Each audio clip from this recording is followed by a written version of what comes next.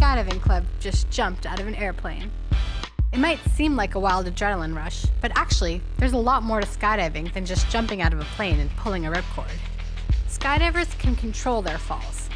They can sit, track, flip, fly head down, make crazy hybrids, and even fly over to each other to dock.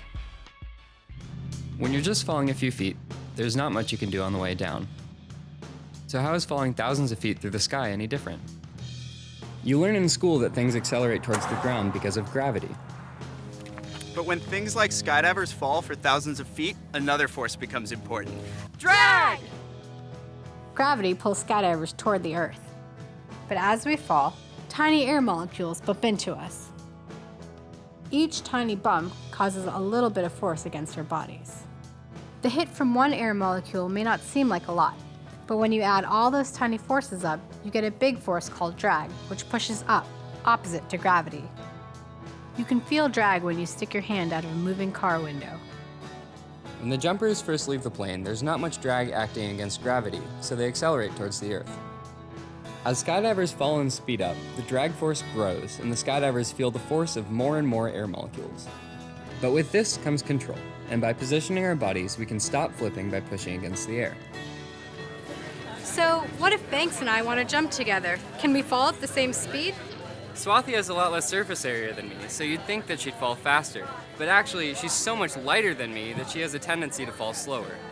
But by reducing how much surface area is exposed to the air molecules, I can reduce drag and keep up with Banks. Drag can be used for more than just speeding up or slowing down. Moving your arms to the side and legs out generates extra airflow at your feet, which pushes your body in the direction it's facing. This is called tracking. To really use drag, air needs to push you hard enough, which can only happen if you're going fast enough. And that's why you can't track when you jump off of the high dive at a swimming pool. Skydivers can also do things like turn in place to create formations with each other. Other positions like sitting, standing, and head down change the surface areas that jumpers expose to the wind.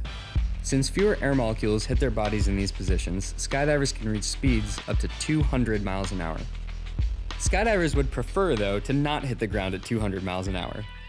Because they can't change the pull of gravity, they need to have as much drag as possible, so they open a parachute. The large surface area of the parachute helps us to slow down so we can land safely. Skydiving may seem like it defies the laws of physics, But in the end, it's just playing with the wind.